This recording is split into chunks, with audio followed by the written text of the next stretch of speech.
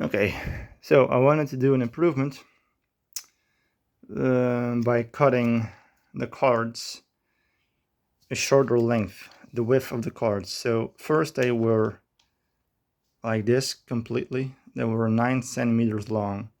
Now I've cut them to 1 centimeter each. Let me show you. You see, they are the same width. Now the advantage of this one is that I can now put the photogates closer to each other, because the further apart they are, obviously this car, the one mass car, will lose velocity because the distance is longer. And we can show this by just moving the one mass car through both photogates. Now this is of course logical. Let's see if this can do this like that. So it came in through photogate A with time 149 and photogate B 163. So it lost like 24 velocity. Well, time. And of course now the slower they are together, the lesser time, the smaller the interval of time, and so the more the velocity will be more or less the same. It won't lose much speed the closer they are together. But there is a problem. Let me first put them closer together. So now they're closer together, and I can now put the car right, the card, so the 1 centimeter card, just before the beam here. This is the beam. I can just put it in front of it. Wait a minute. Oh, I gotta turn it around. Sorry, my bad. Just like that. And then I could place this one over here and then see. So this is a lot shorter distance.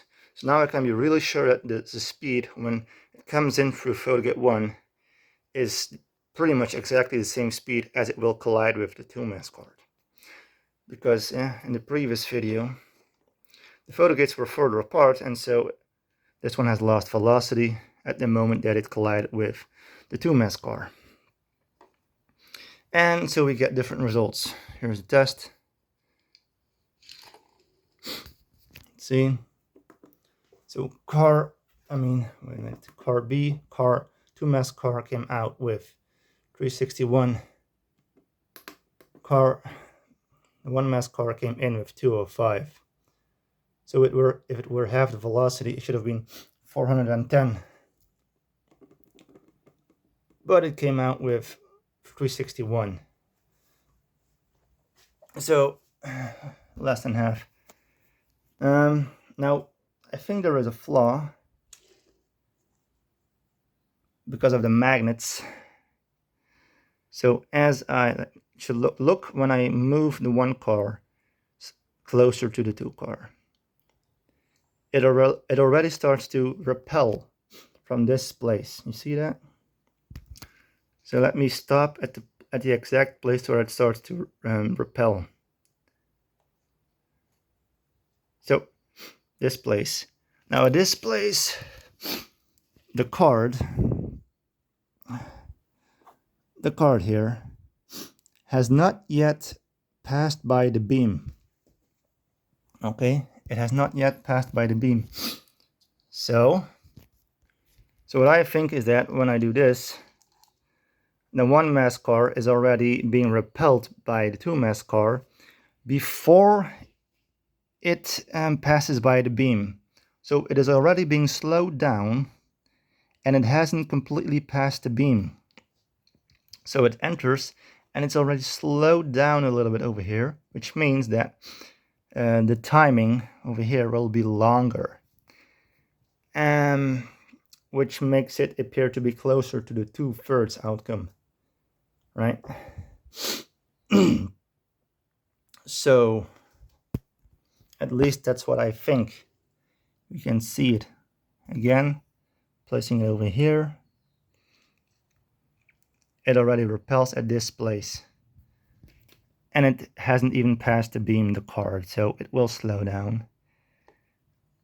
while still passing by the beam, slowing it down, making the time longer, and therefore, yeah, becoming less than half the outcome. So now what I'm gonna do is, yeah, I will have to move this photogate a little bit further until it doesn't reflect what's the word? Repel anymore. Repel. Okay, so right now I've set them further apart, and when I now push it, so this is the place now where it repels, and now the card has passed the beam. Okay, so I think this is a good one.